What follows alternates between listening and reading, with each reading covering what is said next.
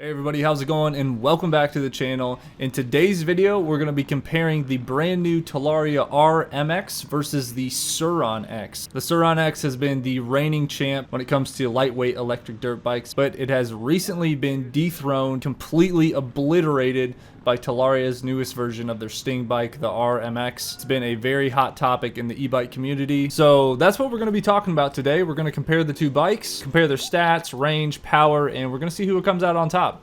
So without further delay, let's get into the video.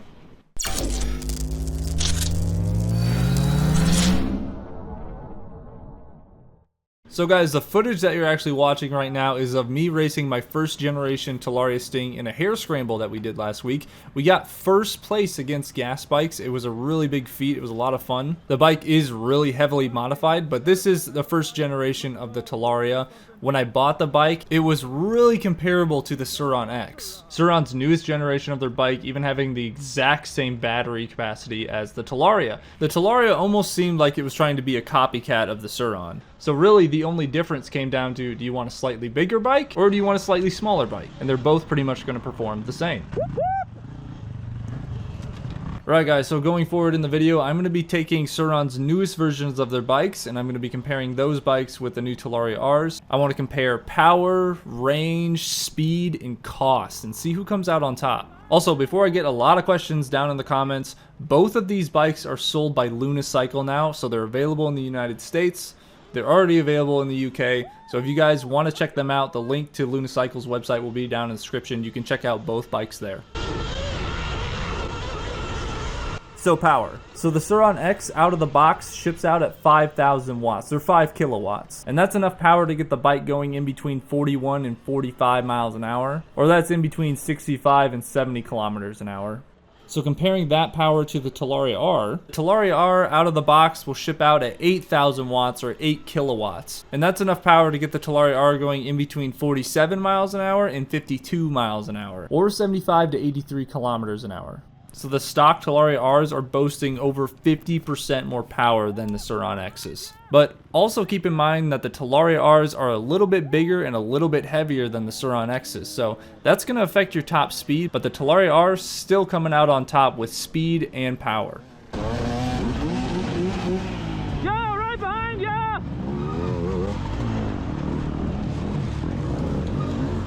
Next up guys, we're going to talk about range. So the Sur-ron X out of the box ships with a 38 amp hour battery, and amp hours on a battery are basically going to be your range. So for the 2023 Sur-ron is claiming that you can get 75 miles of range riding at 31 miles an hour. This is absolute bullshit. Spending so much time on e-bikes, I've said this before on my channel, you can take the estimated range from a company on these e-bikes and literally cut it in half. And I would say realistically, if you were riding the Sur-ron at a decent speed on trails, you're only going to get about 25 miles of range, 30 at the max. And this goes for the Talaria too. So for the 2023 Sur-rons, I'm going to say realistically, if you're trail riding, you're going to get a max of around 30 miles of runtime. Now, if you're on the road, it's going to be a different story. If you're riding easy on the road, you can probably get close to the 75 miles, but most people aren't going to ride on the road really slow. So I like to keep things realistic. Switching back over to the Talaria R, the Talaria R out of the box ships with a 45 amp hour battery. That is 7 more amp hours than the Sur-ron. It's about a 20% range increase when it comes to battery capacity. But even though that the battery is about 20% bigger than the Sur-rons, Talaria is only claiming 70 miles of range with their pack. And I think that they're looking at this a little bit more realistically in that they know in order to get the 70 miles out of their Talaria, you're going to have to be cruising on a flat surface. And that's just really not realistic for a lot of people. And even though Talaria has a bigger pack than the Sur-ron, the Talaria weighs a little bit more than the Sur-ron, and you're pulling more power. So I think realistically, if you're riding on trails, you can expect a max range of around 30 miles on this pack, realistically speaking.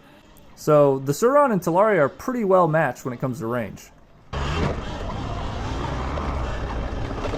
Really quick guys, before we get to the pricing of these bikes, I forgot to mention that the Talaria R is now shipping with a lot of really good accessories that you'd normally have to buy aftermarket for the regular Sting and for the Sur-ron. The Talaria is shipped with a brace bracket for your foot pegs, it ships with a new rotor guard, a new rubber chain guard, And it has a couple other little goodies that ship with the new bikes too. And these are all offered on the new Talarias, but they're not offered on the Sur-ron. You can buy them aftermarket, but they don't ship with them. And that's a little over $100 worth of stuff that just comes on the Talaria and doesn't come on the Sur-ron.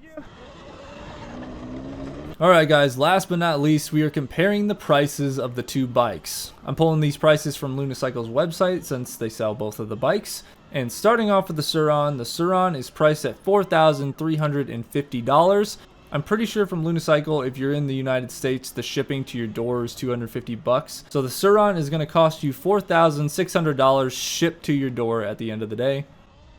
And comparing that to the Talaria R, the Talaria is priced at $4,500. Again, shipped from Lunicycle, so shipped to your door, it's going to be $4,750. So the Talaria is the clear winner of this battle, and it is only $150 more than the Sur-ron.